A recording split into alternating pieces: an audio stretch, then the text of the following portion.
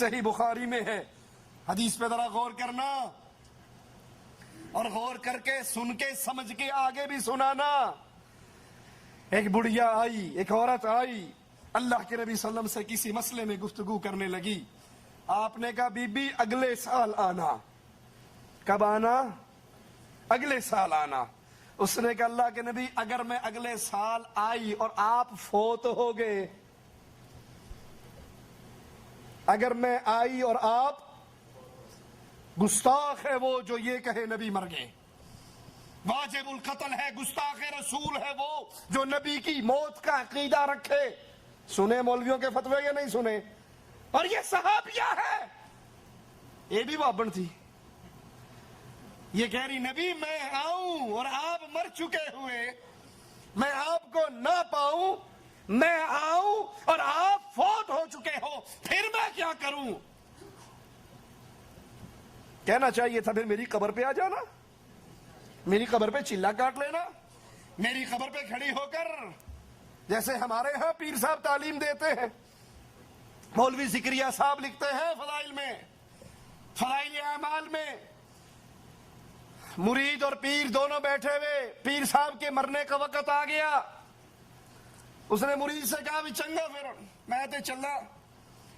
مرید اس کا سرہانہ پکڑ کے رونے لگ گیا, بابا جی ابھی تو کوئی خاص فیض بھی نہیں اٹھایا, ابھی تو علی باتاں پڑھنی شروع کی, تسی ٹر چل رہے ہو, سیڑا کی بنے گا. کہا فکر نہ کر, پریشان کیوں ہوتا ہے, میری قبر پہ آنا, جو فیض میری زندگی میں پایا کرتا تھا میری قبر سے تجھے وہی فیض ملے گا. مرید بھی کہتا ہے کہ پھر میں نے پیر صاحب کی قبر پہ چلا کاٹا, جو ان کی زندگی میں فیض پایا کرتا تھا وہی قبر سے فیض ملتا رہا. اس حدیث میں کتنے عقیدوں کا رد ہے. پہلی بات وہ مواحدہ عورت کہہ رہی ہے میں آؤں آپ کو نہ پاؤں, آپ اگر مر گئے فوت ہو گئے. نبی کے بارے میں موت کا عقیدہ رکھنا گستاخی, وگرنہ نبی کی صحابیہ کیسے گستاخی کرتی. دوسری بات, نبی نے اس عورت کو قبر پرستی کی تعلیم نہیں دی, اپنی قبر پہ آنے کی تعلیم نہیں دی, دربار پرستی کی تعلیم نہیں دی, بلکہ جب اس نے کہا اے نبی اگر میں آؤں اور آپ نہ ملے تو میں کیا کروں, کہا اگر میرے بعد آئے تو پھر ابو بکر کے پاس آنا. تیسرا مسئلہ بھی ثابت ہو گیا, نبی کے بعد نبی کے مسلح پہ کون, نبی کے مقام چھوڑے ہوئے اس مقام پہ نبی کا خلیفہ کون بنے گا. آپ کو کہنا چاہیے تھا بی بی میں نہ ہوں, تو آئے تو پھر تو مولا علی کے پاس آ جانا. وہ مولوی صاحب بیان کرتے ہوئے کہتے ہیں نا, جب اللہ کے نبی معراج پہ پہنچے تو عرش پہ بھی ایک پردہ پڑا ہوا تھا. پوچھا یہ پردہ کیسا ہے, اللہ یہ پردہ کیسا ہے. اللہ نے پردہ ہٹا دیا, پیچھے مولا علی بیٹھے ہوئے تھے. نعرہ حیدری. کہا اسی علی کی شان بتانے کے لیے تجھے یہاں بلایا ہے. ایک ذاکر کہتا ہے ہم نے سارے انبیاء کی سیرت کو دیکھا, ہمیں مولا علی جیسا نبیوں میں بھی کوئی نہیں ملا. لا حول ولا قوت الا باللہ, انا للہ و انا الیہ راجعون. ایک ذاکر کہتا ہے کہ جب اللہ کے نبی خیبر کی جنگ کے لیے گئے, کفار کو چھیڑ بیٹھے, فتح ہو نہیں رہی تھی. مرحب نے فاحشہ عورتوں سے کہا نبی کی توہین میں شعر پڑھو, انہوں نے شعر پڑھے, نبی نے مصلی بچھایا اور اللہ سے کہا میں نہ کہتا تھا اس کو لے کر چلوں, لا حول ولا قوت الا باللہ, اور تو نے کہا تھا مدینے میں چھوڑ کر جا. ابو علی کو چھوڑ آیا ہوں, کافروں کو چھیڑ بیٹھا ہوں, فتح ہو نہیں رہی. کہا پھر جیسے قرآن کی آیت آتی ہے اس طرح آسمان سے علی زمین پر آئے. یہاں عورت پوچھ رہی ہے آقا میں آؤں آپ نہ ملے کس کے پاس جاؤں. آپ نے کہا بی بی اگر تو آئے اور میں نہ ہو تو ابو بکر کے پاس آنا.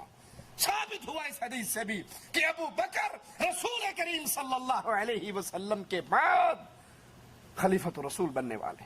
صحیح بخاری میں ہے, اللہ کے نبی نے فرمایا ابو بکر تم غار میں میرے ساتھی, تم حوض کوثر پر بھی میرے ساتھی, غار میں میرے رفیق, حوض پر بھی میرے رفیق, اور ترمذی میں ہے، حضرت عائشہ فرماتی ہیں ابو بکر رسول کریم صلی اللہ علیہ وسلم کی خدمت میں حاضر ہوئے تو اللہ کے نبی نے فرمایا انت عتیق من النار، اے ابو بکر تو وہ ہے جس کو اللہ نے دوزخ سے آزاد کر دیا ہے۔ اس دن کے بعد ابو بکر کا نام عتیق پڑ گیا۔ پھر فرمایا ابو بکر امت محمدیہ میں تم وہ شخص ہو جو سب سے پہلے اللہ کی جنت میں داخل ہو گئے۔ انبیاء کے بعد یہ شان صدیقی ہے کہ سب سے پہلے میرے نبی کی امت باقی نبیوں کی امتوں سے پہلے جنت میں جائے گی، اور نبی کی امت میں سب سے پہلے ابو بکر صدیق جنت میں جائیں گے۔ فاروق اعظم فرماتے ہیں ابو بکر ہم سب کے سردار، ہم سب سے بہتر، رسول اللہ کو ہم سب سے زیادہ پیارے۔ اور حضرت علی فرماتے ہیں ہم نیکی میں ابو بکر سے کبھی نہیں بڑھے۔ ربیع بن یونس کا قول ہے ابو بکر کی مثال سابقہ کتابوں میں بارش سے دی گئی، جہاں بارش پڑتی نفع بخش ہوتی۔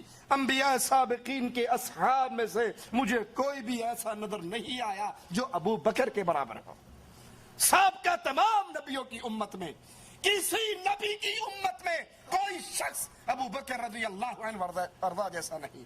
حضرت عمر فرماتے ہیں اگر اہل زمین کے ایمان کو تولا جائے، ایک پلے میں زمین والوں کے ایمان کو رکھا جائے انبیاء کے بعد، اور ایک پلڑے میں اکیلے ابو بکر کے ایمان کو رکھا جائے تو ابو بکر کے ایمان والا پلڑا بھاری رہے گا۔